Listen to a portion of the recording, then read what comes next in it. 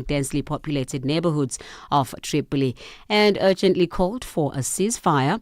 The latest unrest in Libya's capital could consolidate the power of Abdul Hamid al-Debeiba, Prime Minister of the divided country's government of national unity and an ally of Turkey. Lastly, the American film star Robert De Niro has denounced Donald Trump as a Philistine president on the opening day of the Cannes Film Festival. Receiving a Lifetime Achievement Award, the veteran actor condemned planned U.S. tariffs of 100% on foreign films. Earlier this month, Trump announced that he instructed the Commerce Department and U.S. trade representatives to place a 100% tariff on films that are produced outside the United States and imported into America. De Niro is a frequent critic of Trump. Now, for any news stories you'd like to share with us, please send us an email to newsroom@channelafrica.co.za or call us at +27 11 714 4459. Channel Africa News, I'm Onele Ntsinzi. SABC News. The African Perspective. And coming up in your sports news this hour, Amajita Pay catch the eye of KRC Genk scout at the AFCON Under-20 tournament in Egypt, and FIFA targets $1 billion revenue for the Women's World Cup. I have details of these and other stories at the bottom of the hour. Africa Update with Lulu Gaboo, 12 to 1 p.m. Central African Time. Well, thank you to Onele Ntsinzi with our news update and Msibudi Makura with the sports headlines. It is 12:06 Central African Time, and we're coming to you live from Johannesburg in South Africa on DSTV's Audio Bouquet Channel 802, on OpenView Channel 628, and on www.channelafrica.co.za, as well as on the SABC Plus app, available on the Apple and Google Play stores. Join us in conversation on our social media platforms. That's on X, Instagram, and subscribe on YouTube at Channel Africa 1. On Facebook at Channel Africa, you can also send us your comments and voice notes to +2763. That's 406 9126. Hashtag Africa Update, and let us know which country you're in. And if you have any stories that you'd like us to highlight or to focus on, send us an email. It is newsroom@channelafrica.co.za, or give us a call on +2711 714 4459. Get Channel Africa on DSTV Audio Bouquet. Channel 802. Africa Update on Channel Africa. Speaking to Channel Africa at the opening of the Global Land Degradation Neutrality Inception Workshop in Sandton in Johannesburg, in the Gauteng province of the country, South Africa's Deputy Minister of Forestry, Fisheries and Environment, Bernice Swartz, called for an urgent and uncompromising action to protect natural resources. In a passionate plea, Swartz emphasized that environmental destruction cannot be justified by poverty or unemployment, warning that no amount of money can reverse the damage done to the land caused by deforestation, mining and unsustainable development. The workshop, hosted under the United Nations Convention to Combat Desertification, marks a historic moment as South Africa places desertification, land degradation and drought at the center of its G20 presidency priorities. Channel Africa's reporter Michael Mbewe has more.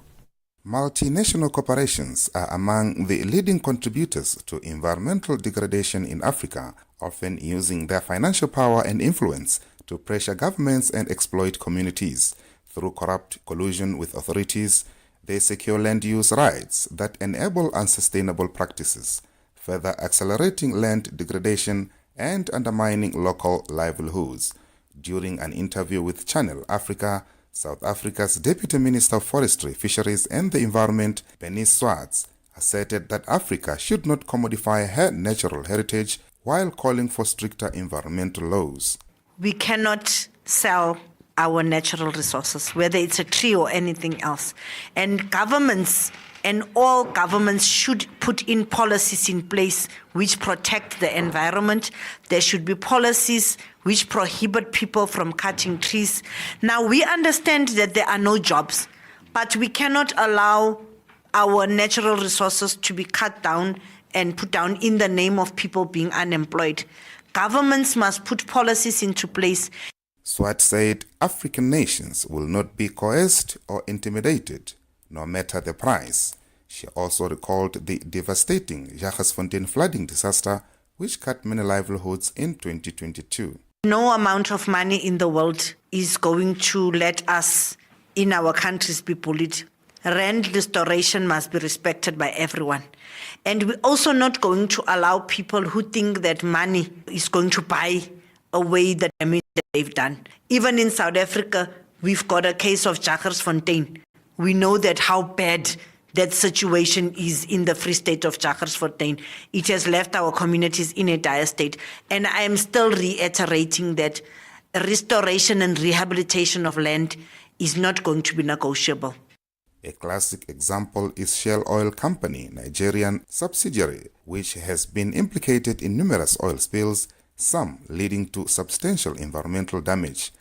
The spills have devastated local communities, resulting in lawsuits, with some reports suggesting that Shell ignored warnings and failed to take adequate measures to prevent and remediate oil spills. Like now, people like Shell, they would go into communities seeing that even the countries are poor.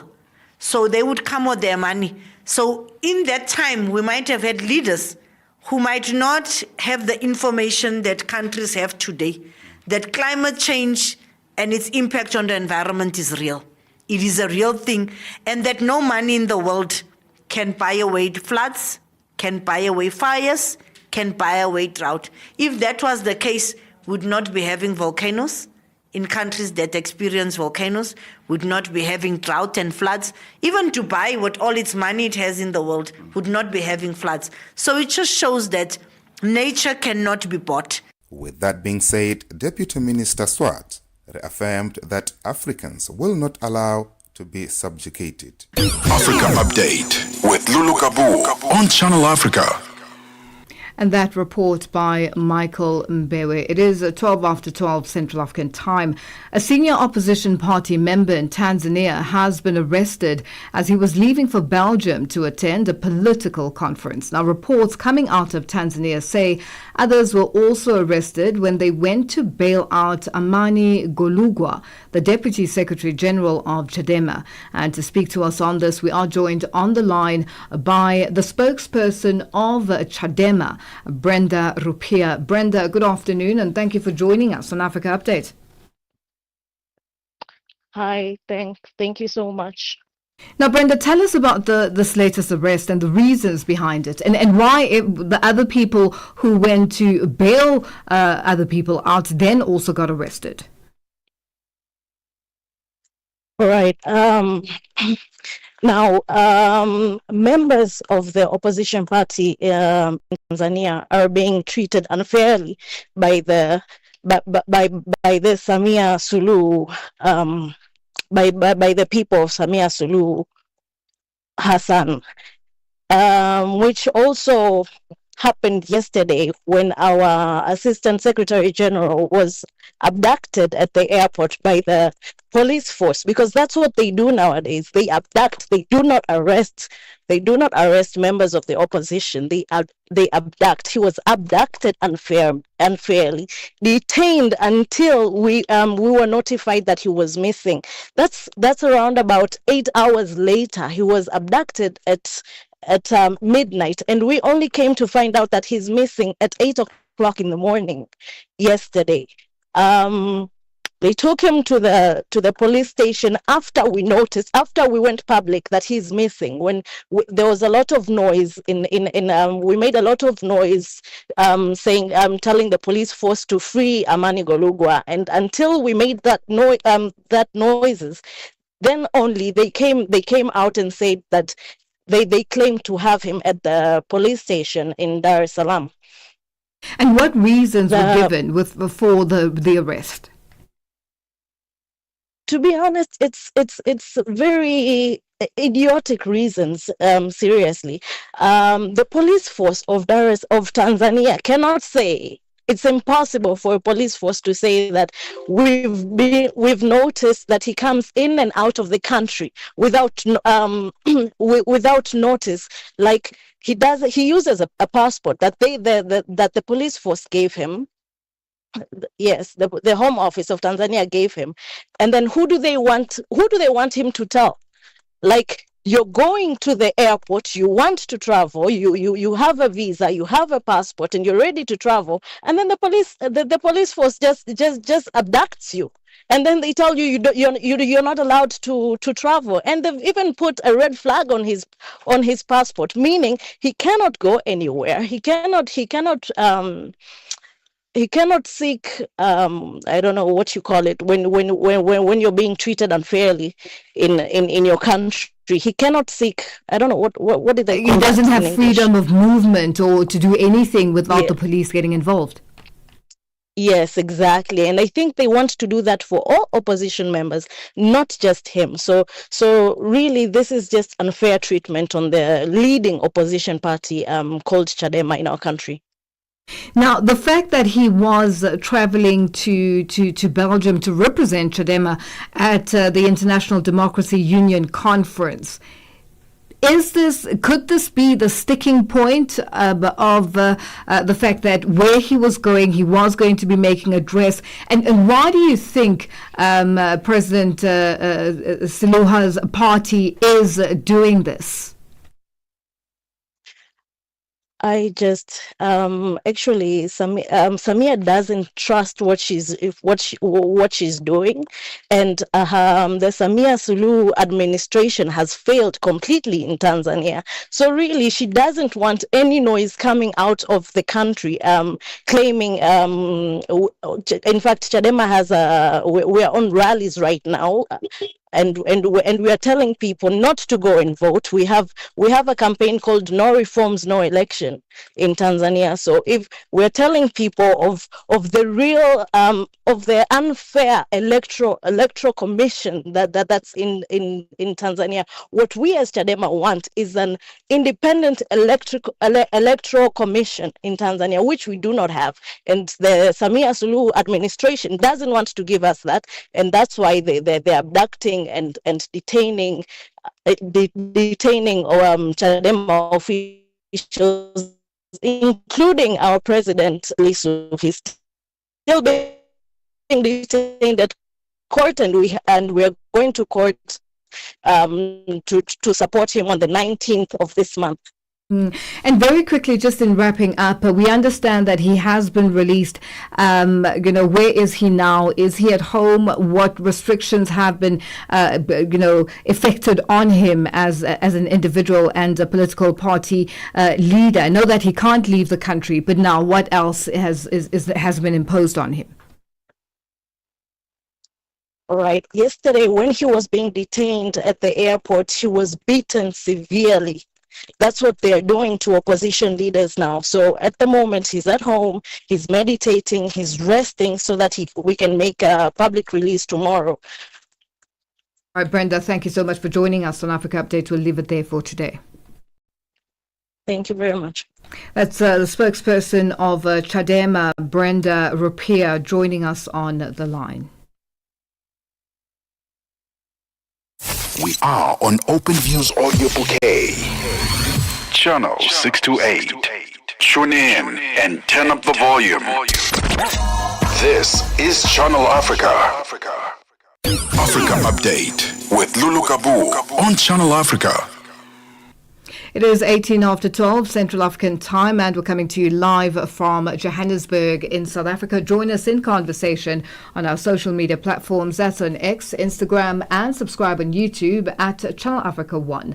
On Facebook at Channel Africa, you can also send us your comments and voice notes to +2763 that's 406 9126 hashtag Africa Update, and let us know which country you're in. And if you have any stories that you'd like us to highlight or more to focus on, send us an email. It is newsroom@channelafrica.co.za or give us a call on +2711 714 4459. Africa Update with Lulu Gaboo, 12 to 1 p.m. Central African Time. It is 12:19 Central African Time, and we're coming to you live from Johannesburg in South Africa. Mali's military government has dissolved all political parties following reports by rights groups that opposition figures have been arrested. Demonstrations were held earlier this month, with protesters demanding for the country to return to democratic rule. A national conference was held in April, recommending that the country's military leader Assimi Goita's presidency be extended until the year 2030.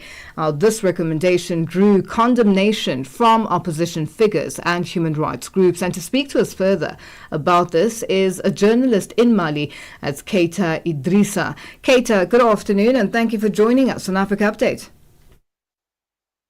How are you? I agree to all your team. Thank you. We're well, thank you, Keita. Now, all political activities been suspended in Mali. Are we beginning to see a dictatorship forming? I would like to thank your team because you invited me. Of course, in Mali, finally, this decision has been taken. It's over for politics. But I would like to say this matter has started a month ago. A month ago, government announced they will consult people about political parties' policies. But since they announced it, political parties come say they disagree with it, and they hear they would like to stand forever. A red card to political parties. Because, you know, from the beginning of this transition, militaries was against the political parties. Everybody was insulting, blaming political parties for the situation in Mali. They said they are responsible of everything. And so one time they said they disagree with that. Finally, we saw the decisions and they announced it. And they announced it on Tuesday, and on Wednesday, the government signed the project. And last week, the parliament from the transition also signed. And yesterday, they finally say it's over for politics parties. Now, what does it mean, Keita, yes? for opposition parties now that they have been dissolved? What's the way forward? No, if they have been dissolved, I can't say something they disagree with this decision. I just discover right now they are organizing themselves with a petition. They have a petition. They have been signing it inside Mali and abroad. Because 4 days ago in France, Malians which are there are against this transition. They also organized an official ceremony and signed. So they are again organizing themselves under. But apart from that also, the military's power has been arrested members of political parties. 2 days ago, they arrested somebody, but fortunately he came back home. Last week, they arrested 2 people. They are not back, nobody knows where they are. And last week also, they tried to arrest 2 young people, but time they're supposed to arrest them, they were not alone. So people who were with them defended them, fight, struggle. So now I can say the opposition is very discreet, but they are trying to plan something. They are trying to react. So for me, maybe before this weekend or coming soon, we'll have a reaction. But what reasons are being given with regards to the arrests, and you know, what is the reaction on the ground from the citizens in terms of the dissolving of opposition political parties, and you know, as you say, they are signing a petition, but will it work? The citizens are very divided. I can't tell you, the citizens are really, really divided because As I told you, when this transition started, August 2020, the 18, so almost 5 years ago, when they started, they said, problems of this Mali, we have France, we have ECOWAS, and we have politicians. You see, and previously, when they announced they will have national consultation about political policies, some of the citizens say, we can't dissolve them. Some also said, no, since 1992, we have the democracy, we carry the multi-partism. So let's go with that. So the society is very, very, very divided. That's why previously, when a politician wanted to demonstrate, another team came, try block them. But finally, they did not fight. It became a little clash. So the society is very divided.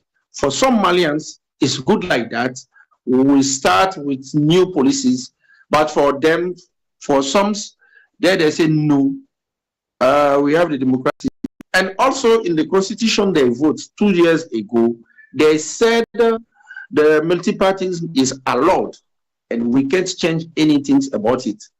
But as we can see, militaries never mind it and they come dissolve the political parties. Well, Keita, we will leave it there for today. Thank you for joining us on Africa Update. Okay, thank you very much. Choose. That is Keita Idrissa, who is a journalist in Mali, giving us an update as to what is happening on the ground in Mali. It is being now being called a dictatorship by the citizens of Mali. It is 26 after 12 Central African Time. Africa Update with Lulu Gaboo on Channel Africa.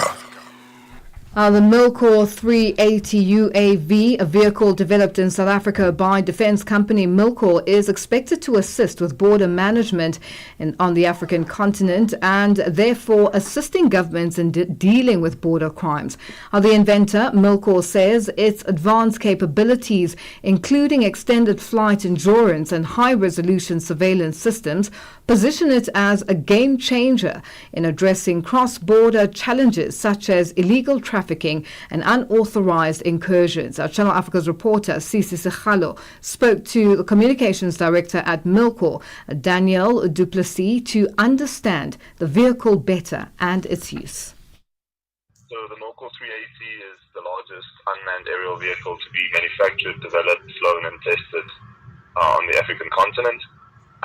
We're very proud of this product, specifically due to the fact that it has a multi-role purpose.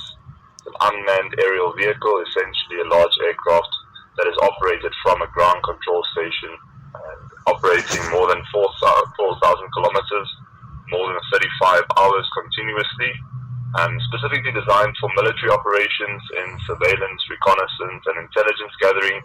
It also has some unique features and applications specifically pertaining to SABS, the Border Management Authority, and various other state defense and security institutions, specifically when it comes to aerial surveillance and aerial information gathering. Cross-border crime is a big challenge in the African continent. Can this vehicle be used by African governments for this purpose? So this aircraft was specifically designed in South Africa for use primarily by the South African government, but also for use by many of the African countries that share similar conditions. For example, we are flying this in really difficult conditions when it comes to temperatures on the ground, as well as cold temperatures up high in the air at altitude where it's flying at, partnered along with crosswind operations as well. So the UAV is designed and manufactured and supported from South Africa, specifically to operate in the African continent predominantly, but it's also available to the world market. It is suited, specifically what you mentioned with regards to border or cross-border crimes or long-endurance surveillance operations. Essentially, Africa in general has quite a few porous borders shared between multiple different countries, and this makes it very difficult to send out troops with vehicles to patrol these long land borders, using just vehicles and limited resources.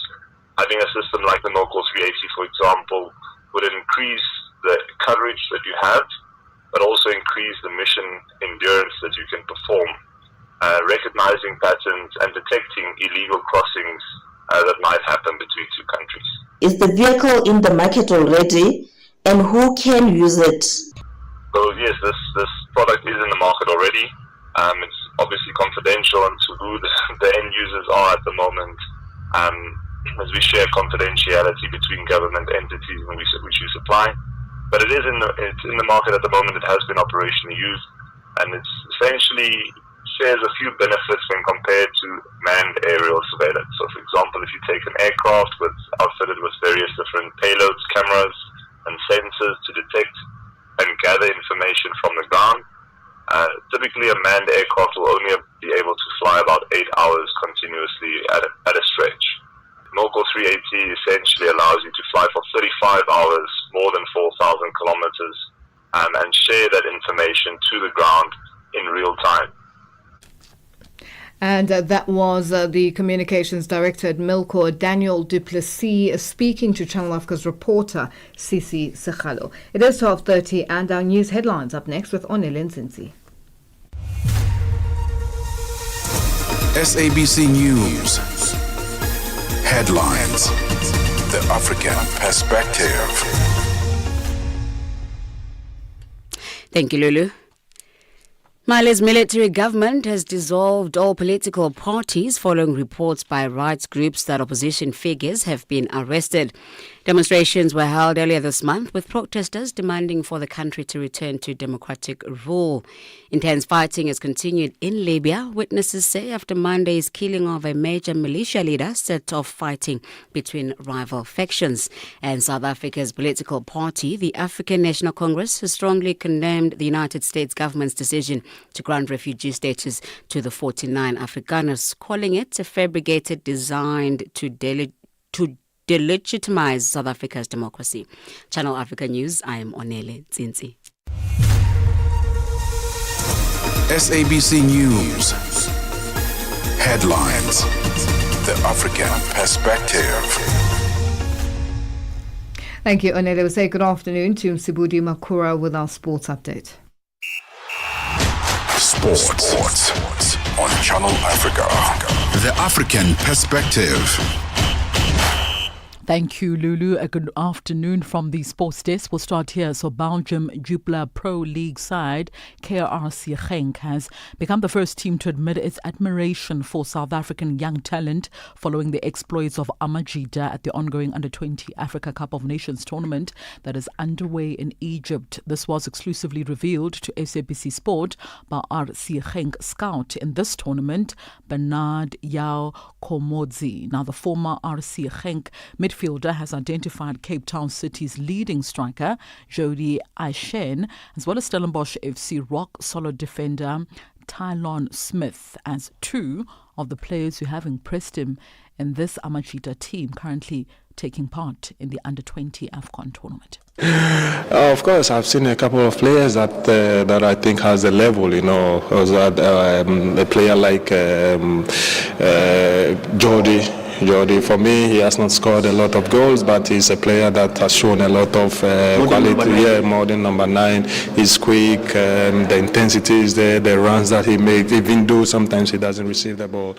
I can see those runs, and also Taylor Smith has been so amazing in this tournament. For me, he's one of the best defenders that I've seen in the tournament so far. At the same time, Yao Komodzi was part of the CAF Technical Study Group press conferences this past Sunday, which reviewed the AFCON Under-20 tournament so far, and is highly impressed with Amajita's technical as well as tactical ability on and off the ball. Of course, for me, South African team has been amazing. I've seen, I think, 2 games of South Africa, and I'm really impressed, because even though the players play in South Africa, you can see the intensity, you can see the understanding of the game, the way they pass the ball, the speed of the pass, the technical ability of South African players is really amazing, And for me, I think until now is the most technical team I've seen in the tournament. To this now, Zimbabwe senior men's national football team will during the June international window play 2 friendly matches against Burkina Faso as well as Niger. The FIFA international break will run from the 2nd until the 10th of June. The 2 Warriors friendly games will be played in Morocco, starting with Burkina Faso on the 6th of June, then Niger 4 days later. That will then be played on the 10th of June. Aside from not having a CAF-approved stadium, Zimbabwe Football Association's move to have the Warriors playing in Morocco is also part of their efforts to help the team familiarize itself with the North African nation, which is also hosting the 2025 AFCON finals, which Zimbabwe will be part of in December of this year. Now, the South African emerging women's cricket side head coach Denisha Devnarayan is happy with the team's resilience in their one-day campaign against Bangladesh emerging women's side. The South African successful one-day campaign against Bangladesh concluded with a 2-1 series victory for the visitors in Chattogram just last week, reflecting on the significance of securing a series victory in subcontinental conditions. Coach of the side, Denisha Devnarayan, did sing praises on her team.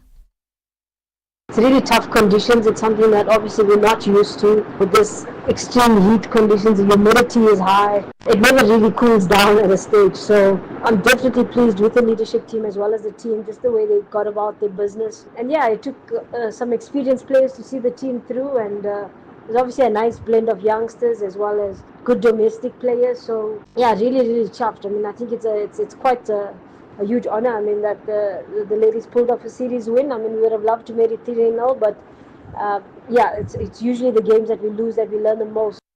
And finally, FIFA is targeting $1 billion in revenue from the Women's World Cup. Global Soccer governing body president Gianni Infantino said this on Tuesday at the Saudi Arabia-US Investment Forum in 2025 in the city of Riyadh. Now, the 2023 Women's World Cup that was hosted by Australia as well as New Zealand broke even after generating more than $570 million in revenue. The next Women's World Cup in 2027 will be hosted by Brazil, making it the first edition to be held in South America. The United States is poised to also be named the host of the 2031 edition, which will be expanded to 48 teams from 32. Infantino also said there was a massive potential for football to generate more revenue outside of Europe. And that's a wrap from the sports desk at the hour. The time has just gone 12:36 p.m. Central African time. For any sports stories you'd like to share with us, simply send us an email. That's to newsroom@channelafrica.co.za or call us on +27 11714 4459. For Channel Africa Sport, I am Musibudi Makura. Sports on Channel Africa. The African Perspective. Are you fluent in French, Chinyanja, Portuguese, and Kiswahili? Are you passionate about radio? And are you looking to work in South Africa? Do you have papers that qualify you to work in South Africa? In that case, we might have an opportunity for you to work for Channel Africa. Send us your CV and demo at newsroom@channelafrica.co.za. Remember, if you don't hear from us within 14 days, it means you have not made it or you have not been selected. Channel Africa, the African Perspective. Well, thank you to Msibudi Makura with our sports update. And we say good afternoon to Chanduko Ligege with our business news. Business news on Channel Africa. The African Perspective. Thank you, Lulu. Good afternoon. Nigeria's Dangote oil refinery has cancelled June maintenance at its 204,000 barrels per day gasoline making unit as it completed planned works during an unplanned shutdown from April 7 to May 11. According to shipping trade analytics firm Kepler, during the unplanned outage, the Dangote refinery increased exports of residual products such as straight-run fuel oil, while exports of finished products such as jet fuel and gasoil dropped. Energy expert Professor Vali Priyachi says South Africa's power utility Eskom's implementation of Stage 2 rolling blackouts paints a bleak picture for its winter outlook. Last week, the power utility promised to keep the lights on, saying that the national electricity grid was stable. It said sufficient emergency reserve would manage periods of high demand in winter. Eskom, however, said should electricity demand increase, Stages 1 and 2 rolling blackouts may be implemented. The current Stage 2 rolling blackouts during evening peak periods from 4 p.m. to 10 p.m. are expected to last until tomorrow. Padiachi says he is surprised that there are rolling blackouts shortly after Eskom announced its latest power system update and 2025 winter outlook. The prognosis from this situation, because if we just analyze what they've said in the alert, they're reflecting about 16,000 to 17,000 megawatts of units that have come back from planned maintenance or forced outages and have broken down again. So the prognosis means that if this is happening in the middle May, then it does not all go well if we get into the middle of winter, which is end of June, July. The Democratic Republic of Congo's Mine Minister Kizito Pakabomba says the country's 4-month ban on cobalt exports is under review. He made the announcement at a cobalt industry conference in Singapore today without giving any further details. The country imposed the ban on the battery metal in February this year to control the oversupply in the international market, which caused cobalt prices to jump 50%. Sony says it expects operating profit to rise 0.3% to $8.7 billion in the financial year ending in March, after factoring in a $676 million hit from U.S. President Donald Trump's trade war.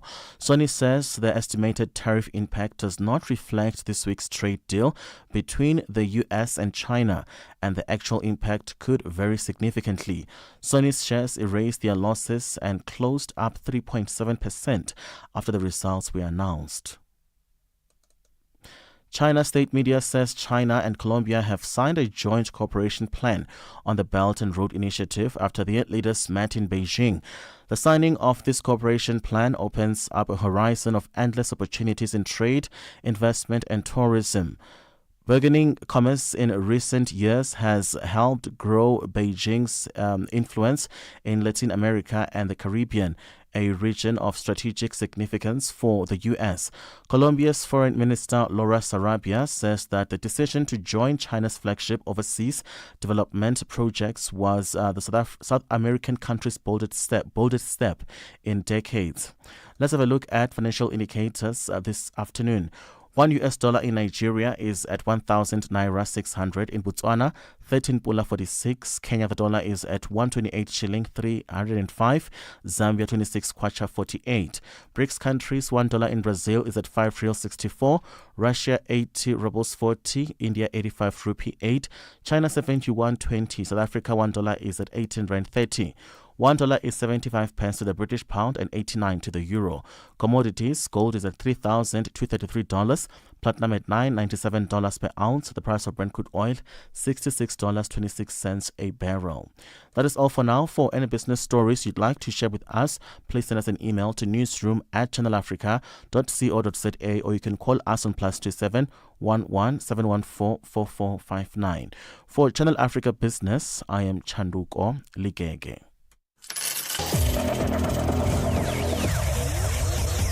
Business news on Channel Africa. The African perspective. Africa Update with Lulu Gaboo on Channel Africa. Well, thank you to Chandu Goligege with our business news. It is 12:43 Central African time, and we're coming to you live from Johannesburg in South Africa. Now, a study by the South African Depression and Anxiety Group, SADAG, has painted a grim picture, revealing that more than half of South African employees are struggling with mental health issues like depression, anxiety and burnout due to the work stress and insecurity. Based on responses from over 960 participants, the survey found that 6 in 10 workers wished they could afford to quit their jobs, while nearly half reported feeling unhappy at the start of the work week. And for more on this, we are joined on the line by SADC's Operations Director, Cassie Chambers. Cassie, good afternoon, and thank you for joining us on Africa Update. Good afternoon. Thank you so much for having me. Now, Cassie, please tell us more about this report and where this study was conducted. So when SADC has been receiving calls from both companies and employees over the years, especially post-COVID, was really to understand the impact of work-life stress on a person's well-being. So last year we conducted an online survey through online platforms, social media, and nearly 1,000 employees who were employed working gave us real insight, almost a snapshot into their own mental health. And I think it helps us in South Africa especially to have data and real data and insights around mental health impact in the workplace. We know that research into mental health is very little in Africa and in South Africa. So having stats that can actually tell us that more than half of the employees that were surveyed have been diagnosed with a mental health issue, it gives us insights of what we need to do better to support employees. But we're also using this to influence companies, organizations, well-being organizations, to say this is serious, these are the facts and figures, we need to do something about it collectively. Now, just looking at, the stats that were released just the other day, with South Africa's unemployment rate increasing to 32.9% in the first quarter of 2025, basically, it goes to show that a lot of people are desperate for work and are in workplaces or environments where they're not happy to be in, but are staying because they need the work. Exactly, and I think that desperation is what we really see come out in the data, where we find that now kind of post-COVID and with the different financial issues that so many companies are dealing with as well, we're finding departments and divisions a lot smaller. So there are less people expected to do more, work more hours, longer hours, working overtime to really still achieve those different results. And it has a huge impact on mental well-being. We're also finding that a lot of employees, and this is from the stats that came out from the research as well, is that 75% of employees cannot stop thinking about work after work. And I think it also speaks to that desperation, that worry that we constantly carry. We're so desperate to hold on to what we have that we'll put our well-being and our health on the back burner. And that's what we're saying doesn't have an impact. You know, it actually directly impacts companies' bottom line. Undiagnosed, untreated mental health issues is costing companies billions every single year. And that's why we have to take this seriously, to say what can we do differently to support our employees so that there is a difference in what we term as absenteeism and presenteeism. Absenteeism is normally when an employee who's too burnt out or tired is not coming to work, is missing days, not performing, whereas someone who's perhaps present, so they're at work, but they're not performing. And we know that depression impacts our cognitive skills, our ability to make decisions, to multitask. So this is serious enough that companies have to say, well, we really have to invest in better mental health support for our employees. And I think for employees at the moment, looking at unemployment and the financial situation, it's a huge amount of pressure and stress to do more, perform more. And on a specific topic that I also want to highlight, and from the results as well, we've romanticized this idea of working overtime, working late at night, sending emails, working weekends. We often use the terms of I'm so burnt out, I'm so stressed. And we've romanticized that it's what a hard-working employee looks like. What we're not talking about is how a lot of those behaviors can actually lead to mental health issues, that it can actually hurt you health-wise. It can impact your relationships and actually put you at risk for a physical burnout where you're not able to work, you're not able to perform, and you might even lose your job and impact your relationship. So it's an important risk factor that we really have to seriously look at is about prioritizing our well-being. Now, Cassie, work basically work has become or a stressor, or consistent stressor, as your survey found from the response of your respondents. Now, job loss or taking on a bigger responsibility of the former colleagues impacting on these employees' mental health. Talk to us about that and just the reaction of employers to this survey, because there are a number of surveys that have been done, but this obviously is the latest. It is, and I think again that's so important, is that we have updated kind of a snapshot as to what's currently happening. You know, if we're looking at nearly 1,000 employees and half of them have been so impacted by their mental health that they've had to be formally diagnosed by a GP or a psychologist or a psychiatrist, that's seriously enough for us to say we have to take mental health in the workplace more seriously. And I think for how we're appealing to companies, managers, heads of departments is taking these stats and figures, which often speak to business, right? Hard numbers tell us the hard truth. But remembering that these numbers are people that they're working with across from their desk, standing in the, queue to get into the building or what have you. They're working with these employees, and I think it's also to understand that this will impact their bottom line. We're hoping to use this data to create more conversations and really say to managers, heads of departments, heads of companies, how can we better prioritize mental health? How can we invest in mental well-being programs within the workplace? And not just a tick box, one wellness day a year, or definitely promoting the employee assistance programs, but looking at how do we train managers? How do we start more conversations in the workplace? How do we enforce that psychological safety so that employees can say, yes, I'm struggling, I need help. Or a manager can say, I'm really worried about you. How about we get you support? This is what we can do, A, B, and C. I think then we're going to see a real shift. At the moment, we have this culture of working longer, harder, kind of working our employees to the end until they can't do it anymore, and that's not benefiting anyone. So we're really hoping that this information can really help to ignite real change, but it takes more than just SADAG talking about it. We're wanting more employees to be empowered. What does this mean? How does it impact their well-being? How does it impact their next meeting? We've all just taken mental health as something that we must all just look after ourselves, but actually it's a collective responsibility now. Managers have to take this seriously. Heads of organizations and companies have to take this seriously. I think one of the findings that came out is the people that did fill in the survey, they were from top 3 sectors, which was healthcare, education and training, and NGOs. So we're really appealing to those sectors to say the majority of these people that filled in the survey who were diagnosed with depression or stress or generalized anxiety disorder are from that sector. And those are the caring sector that we as a country rely so heavily on. So we have to do more in supporting those employees. And the first step is really empowering our managers and our heads of departments.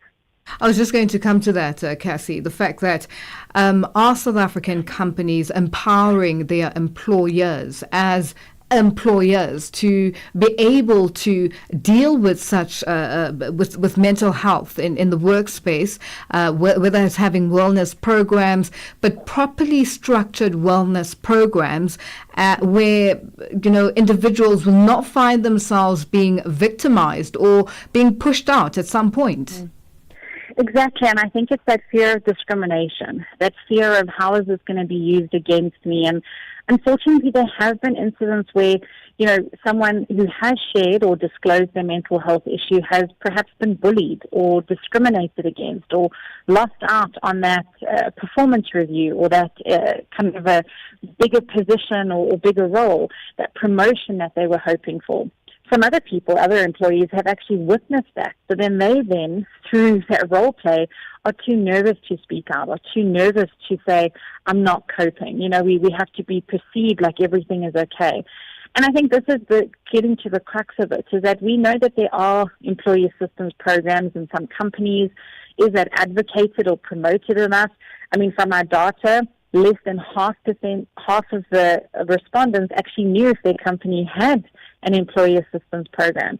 We also know less than a third had actually made use of their employee assistance program. So I think we have to be doing more to promote it and finding different ways to create it safe.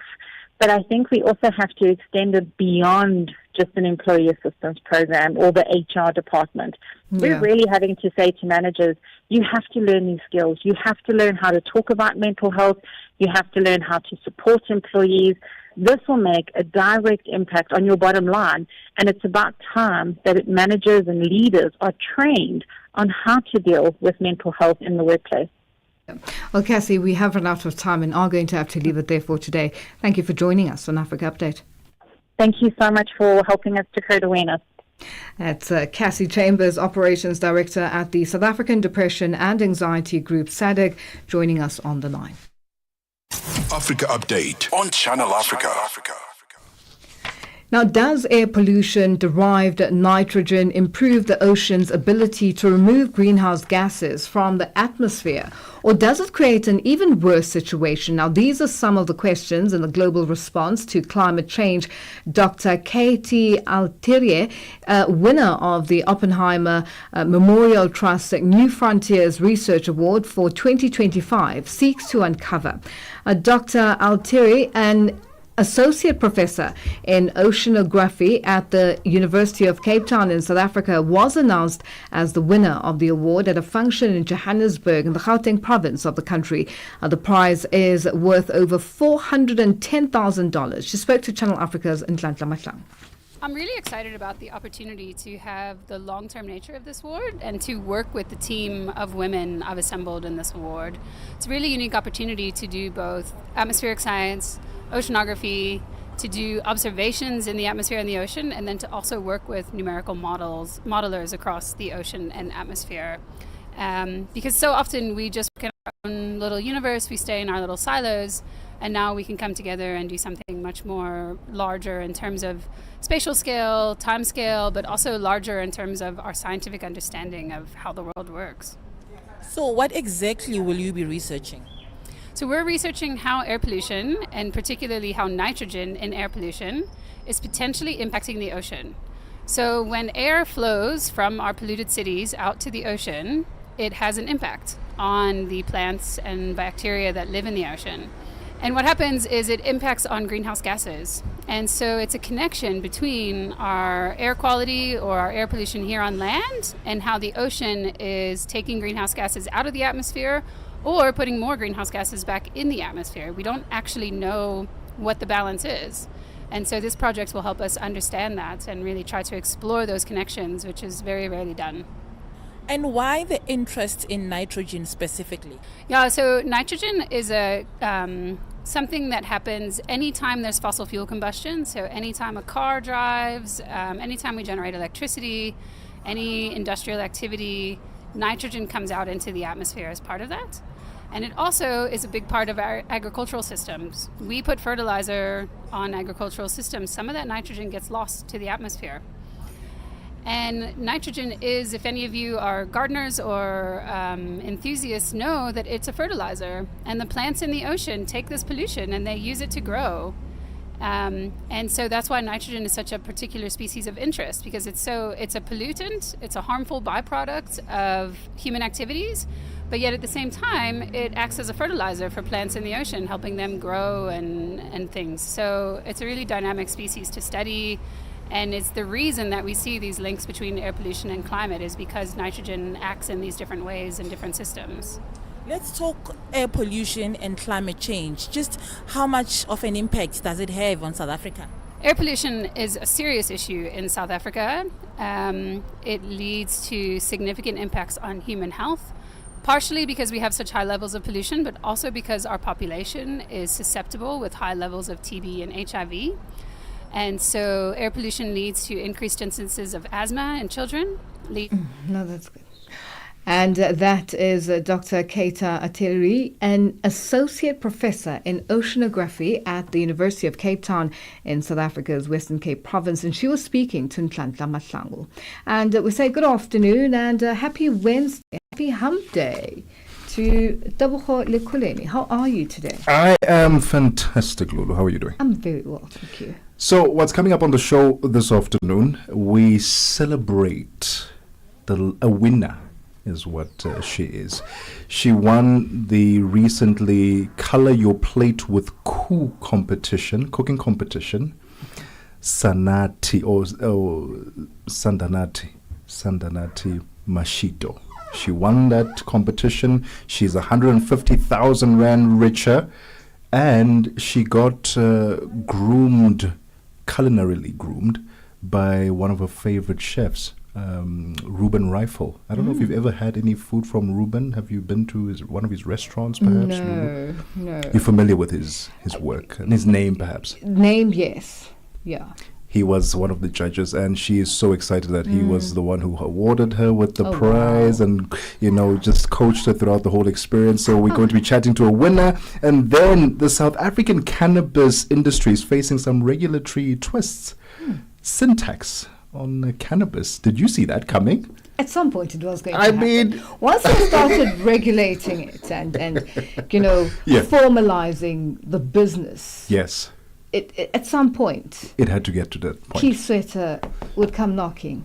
So that's what's going to happen, and that's what we're going to discuss, and the impact that's going to have on people who are cannabis consumers. I myself tried it once. Horrible experience. I'll tell you about it some other day. And then we travel to Tanzania. But when is the best time to travel to Tanzania, and what hidden gems can we find when we get there? All that and more coming up at the top of the hour on The Upside with Tebogo Kuleni and Nompumelelo Ngubeni. For myself, Lulu Gaboo, and the Africa Update team, that's our producer, Tracy Bumgard, our technical operator, Tatu Madaba, and social media, Nzako Mashaba. It's been a great one. Let's do this again tomorrow and continue with us on our socials. Bye-bye.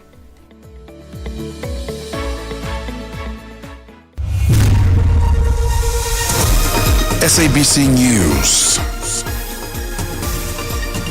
The African Perspective. Thank you, Lulu. Mali's military government has dissolved all political parties following reports by rights groups that opposition figures have been arrested. Demonstrations were held earlier this month with protesters demanding for the country to return to democratic rule. A national conference was held in April recommending that the country's military leader Assimi Goita's presidency be extended until 2030. This recommendation drew condemnation from opposition figures and human rights groups. Journalist in Mali, Keita Idrissa, explains.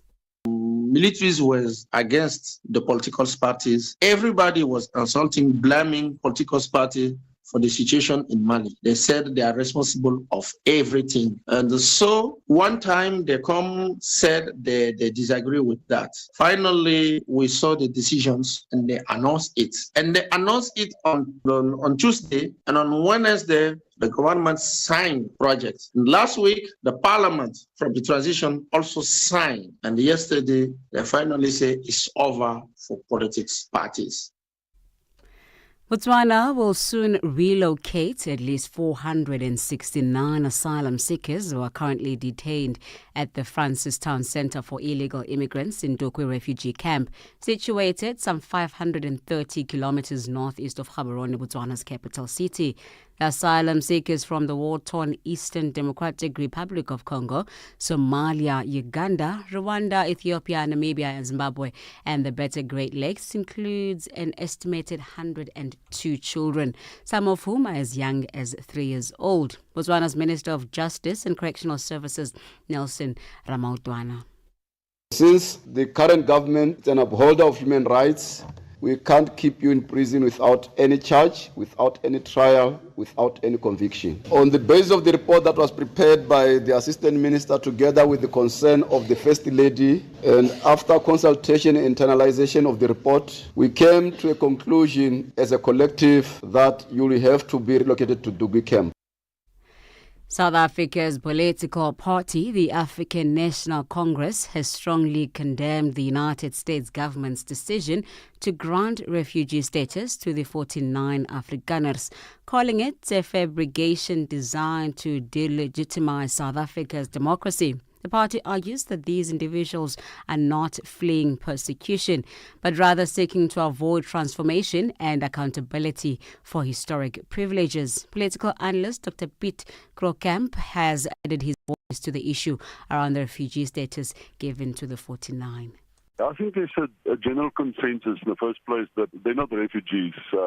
They might be, and depending on the criteria that was used to define them, might have been victims of crime in the past. But there won't be anybody among them that's lost his farm due to land grabs by government, and there's certainly no political persecution in South Africa. So whatever criteria they might have used, it doesn't define them as refugees in the universal sense. In other words, what the United Nations would use as a refugee state.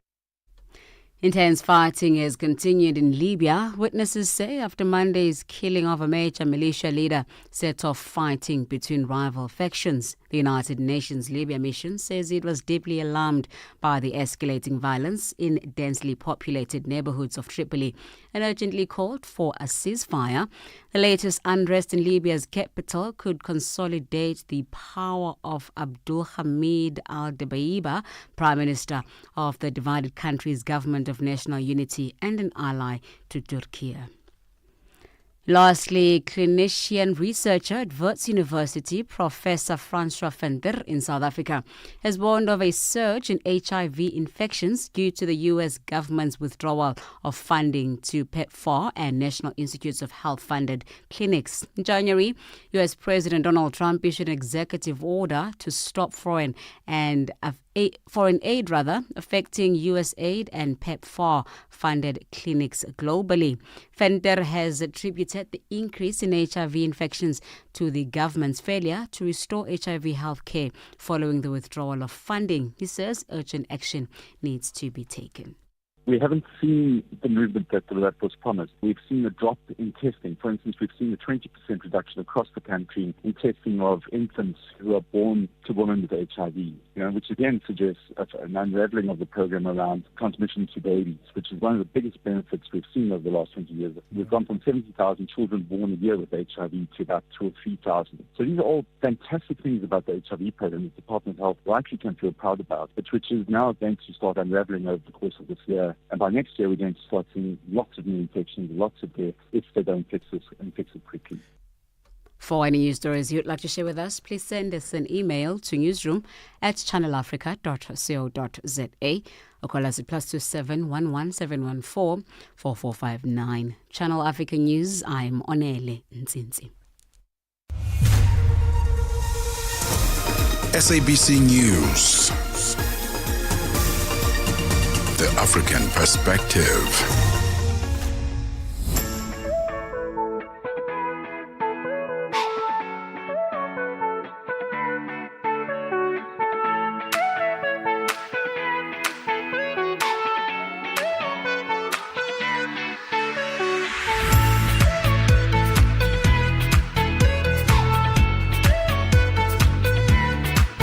Across the globe, when Africa speaks, the world listens, and Channel Africa makes sure of it.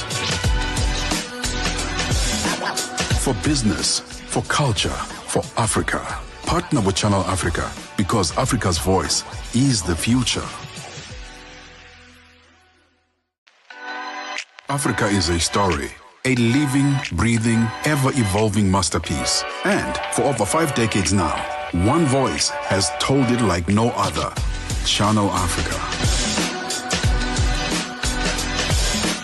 More than just a broadcaster, Channel Africa is the pulse of the continent, African-led, African-run, and deeply rooted in its heritage. Here we talk about everything that's trending, everything that's on fire, not literally, but, trending heat. That's the right heat that we go after. Welcome to The Upside on Channel Africa with Nompumelelo Ngubeni and Tebucho Lekuleni. We'll be with you all the way to 4 p.m. Central African time. Happy Hump Day. Hey. It's a Wednesday. Can you believe the week is flying by? No, it is. This week I will agree. But I also don't want to jinx it. Okay. So touch wood. Yes. It is going by fast, it will go faster from today. It will continue to go by faster. Anyway, we are live on our SABC Plus platform. Download the app or stream us on our social media platforms so you can see our studio and our lovely studio and our faces on social media at Channel Africa 1 on X, Instagram, TikTok, YouTube, and TikTok, and at Channel Africa on Facebook. Use the hashtag The Upside. Would love to hear from you this afternoon. I've put up a poll question on Instagram this afternoon, or this morning rather, and my question was simply this: before we get into the show, which phrase gives you instant ick on a first date? I don't really read books. I forgot my wallet. My ex was crazy. Or what are we? Let us know on WhatsApp on our WhatsApp line +276 406 9126. But what's coming up on the show, ma'am? We talking to winners. We are speaking to winners. So KU had a competition in which they asked chefs or participants in the competition to use some of their products, and we will be speaking to one of the winners today, who had a very interesting recipe and used KU products. We're also going to be speaking about cannabis, hemp products.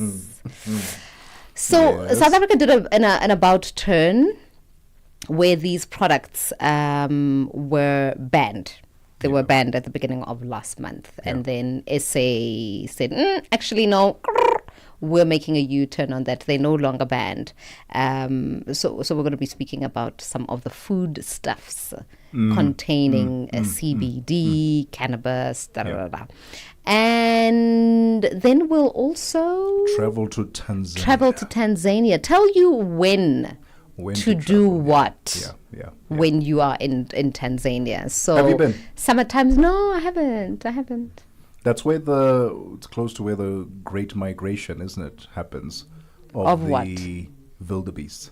Right? Okay. Close to the Serengeti. And so I would love to know, when is the best time? I would like to think the whole year, because they don't really get cold weathers in do they?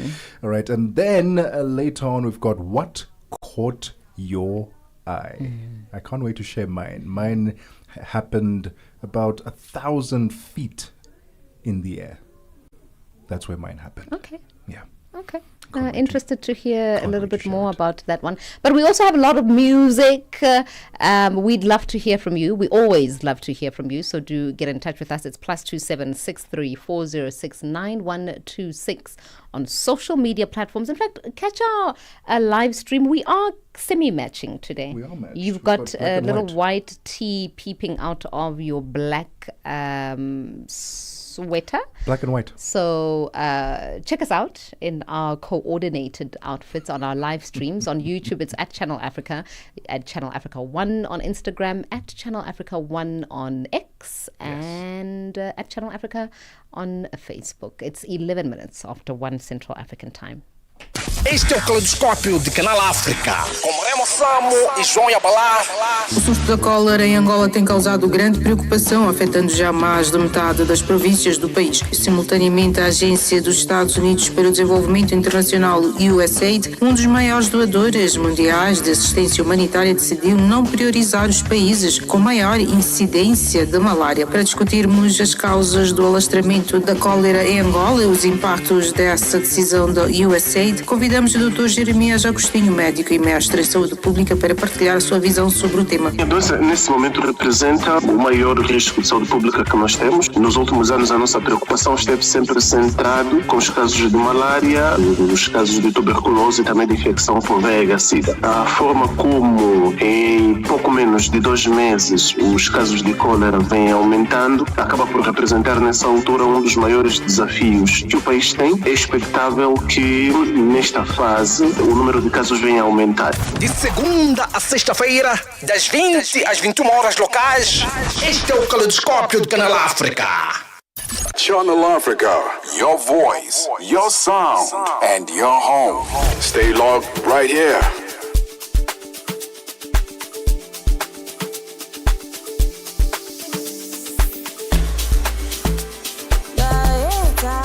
It's the only international station that speaks to Africa in its own voices. English, Kiswahili, Chinyanja, French, and Portuguese. The languages that unite 1 billion people.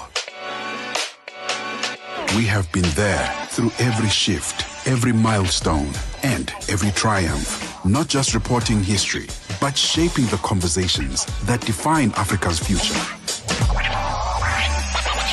For brands, media planning, and advertisers,